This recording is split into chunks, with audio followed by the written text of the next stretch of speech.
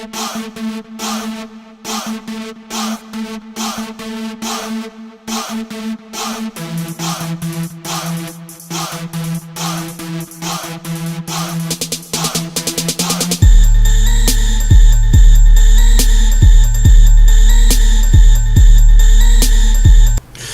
up, family? It's your boy Benny Blanco, aka Mr. Shot of Cali. We're about to get into the subject that's been fucking blowing up my fucking Facebook, my freaking YouTube page. Every feed I've been seeing Tupac. From Whack 100 to Flex to T.I. Just everybody's fucking talking about Tupac. Of course, Tupac has his new... well, Tupac doesn't have, but Tupac has a new movie coming out in June. So now everybody wants to bring this man's name back into shit. So we're about to talk about the latest issue. Well, I'm going to talk about the latest issue that's been going on with Funk Flex bringing up the incident that led to the infamous beef between him and Biggie. So basically, I don't really think it was new news for a lot of like old people around my age that actually knew that Pac actually did shoot himself during that robbery attempt. So and you can take it how you want to take it. It's not, people that's never been in that situation don't really understand how to fight or flight, how your body reacts to fight or flight. And when you're in a close vicinity of someone and you're in immediate danger, you don't act as calm as you do. Everybody can imagine the scenario in their hands right now because they're not in that position. So it could have happened. I'm pretty sure they were fairly close to him, and he tried to pull out the gun. Maybe he got caught. Who knows what happened? But he did shoot himself, and everybody who was around back then pretty much knew that. But I don't take anything away from Pac on that incident. So that was the first thing that Flex had brought up, which and then everybody they took that and they ran with it. They're like, no, Pac got shot multiple times. How did he shoot himself multiple times? That's not really what Funk was saying. He just said that he shot himself additionally. And of course, you shoot yourself or a gunshot goes off, other gunshots go. I don't know if they were really gonna try to shoot him at the beginning of the robbery or not, but you hear a gunshot go off and you the one holding the gun and you're not the one that pulled the trigger. You're gonna start wondering who's shooting at you. So maybe they saw Pac with the gun in his hand, who knows, but then they did shoot him after that. So everybody knows what happened. Pac was going to the studio, right? Well, these are the facts that everyone pretty much knows. Pac was going to the studio. Biggie and them were at the studio. Pac goes in the lobby and then he gets robbed, yada yada yada. So Pac felt like, in my eyes, from the outside looking in, I wasn't on the West Coast or the East Coast at the time, but from my eyes, this happened to be, if you're in the streets and you don't really believe in coincidence, you know what I mean? Like, you see Biggie, well, you don't really see Biggie, but you see Lil C's, whatever. You see C's, and he invites you up, and then you kind of get robbed in the lobby. Nobody seems to know how that happened, or it just seemed like a setup. And I can understand from Pac's point of view, he's going in there. These guys are there. It just so happens that these robbers are just waiting in the lobby. Who knows? So I could see how he might have felt like that originally, that this was freaking a setup from the people, either the people at the studio or Biggie and them. So Pac took it to the extreme and they said Biggie set him up, which I really don't believe that was that's what happened. I don't think Biggie set him up, but at the same time, Biggie, I feel like Biggie should have did more to try to say, man, I ain't have nothing to do with it. It just never really came across where Biggie even gave a fuck anymore. He went on the radio and was like, man, I love Pocket, and all this, but it just really, in the heat of it, it never really seemed like Biggie really cared too much about Pac saying that he had something to do with it. So that was my take on it from watching it from the interviews and stuff that was happening in the news and all that the media sources we had at that time. So it just never really seemed like Biggie really took it as seriously as he should have, and trying to say that he was innocent. Not really sure if Pac even knew before he died if the truth, whether or not Biggie really didn't have anything to do with it or not. There's rumors that before he ended up passing, he admitted to someone that he found out that Big didn't have nothing to do with it, or he knew Big didn't have nothing to do with it, and he just kept running with it for record sales or whatever, which I don't think that's really true.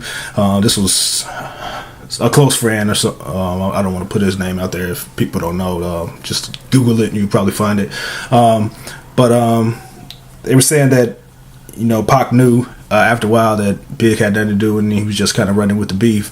And Funk says that the whole thing was Pac knew from the get-go that Big didn't have anything to do with it.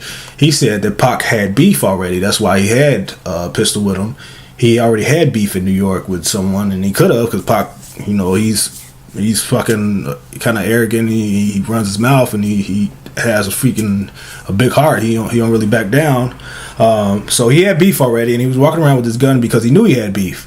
And apparently, from Funk's mouth, he knew who the people were that were in the lobby that were trying to rob him. So then again, okay, there's a setup somewhere.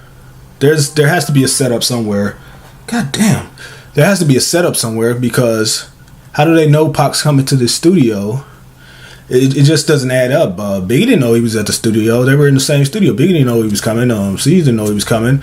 Pac didn't know they were there. So how did these robbers, how did they even know that Pac was going to be there to set him up? Somebody, there was a disconnect somewhere. Somebody set up Pac. That's all I'm putting out there. If it was Big, I don't know. I really don't think it was. I really don't think Pac died thinking that Biggie did it, but I'm not sure if Flex is telling the truth when he says Pac knew from the get-go. So that's what Flex is talking about. So I don't want to watch the whole, I think it was like 20 minutes of him talking about the whole instance. And God damn, girl, the whole instance and everything. And so we're about to jump into this video of Funk Flex crying a little bit, but just talking about the whole instance from his side. So about to jump into this. They pulled out on Pac and Stretch in the lobby and paid them both down, probably paid. Now, Mr. C, so like I said, Biggie would have never did that. Biggie would have never talked about this situation. And I'm going to tell you what I fucking hate about, I'm going to tell you what I hate. He hates. People always want to ask me why I said it 20 years later. Laid them both down. People always say why I said it 20 years later. I said it when the fucking shit was going on. And Biggie wouldn't have fucking died if that nigga hadn't lied. He lied. Y'all niggas worship him. Lie. Never, ever said nothing about him. He fucking lied. There go the tears. He said. Nobody wants to tell the truth. He said absolutely not. Biggie was hurt when Pac got at him. Y'all niggas don't want to tell the truth. It existed. Worship it. T.I., you talking about G code. T.I. wasn't there for him. That's not G code. That ain't G code. He lied and Biggie died. That's my only issue. That's it. That's it, bro. Why is that so hard? What's so hard about that? You think that's cool? You think that's good? We worship that? I don't worship that, and I won't, and I don't have to. I still have morals. You got morals, y'all. Flex got morals. I still have morals. I give a fuck. He lied, and he carried that lie for years to his grave. He knew Biggie ain't set him up. Niggas shot and killed Big. Killed Big because of what he said. It's alright though. Cool. Nothing big. Whatever.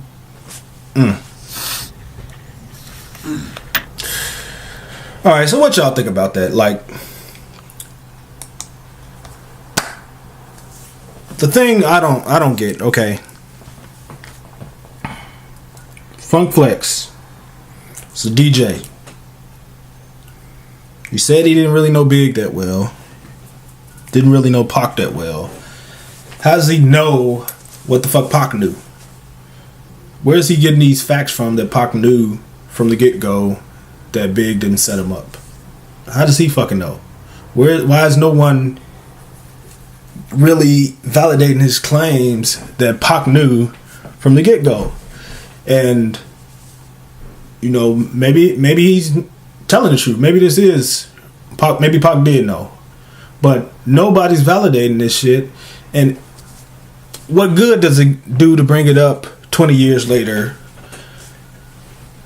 a month or so before his movie comes out?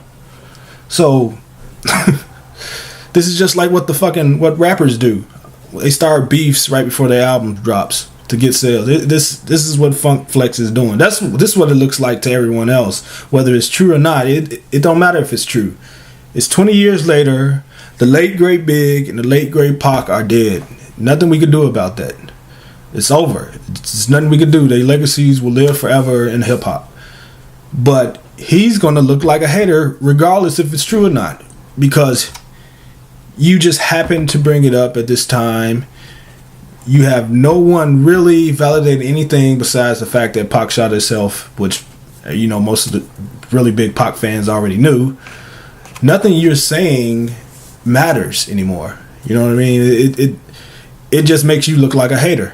And then you get on here and you're crying, and I'm sure he's 100%, and he feels in his heart he's telling the truth. I'm sure that's, you know, in his mind. I don't know if it's true. I can't find anyone else that can validate anything he's saying.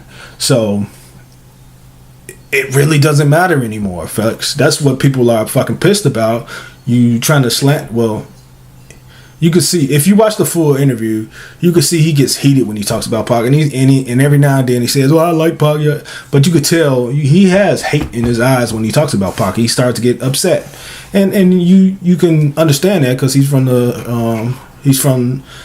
New York, and you know Biggie's king in New York. Biggie was the king of New York, and you can understand him feeling a certain way about him. And Pac, even though he was from Harlem, he went to the West Coast, and people hold him down more out here on the West Coast than freaking they do on the East Coast.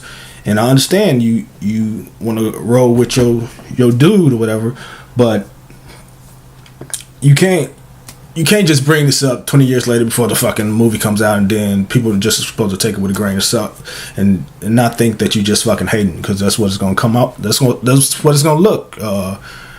Perception is reality. Everybody looks at that and they see you hating, and that's what they're going to think, and that's going to be the truth regardless of what you're saying. It doesn't really matter to the fans, because it's not going to tarnish Pac's legacy. Pac's going to always be Pac.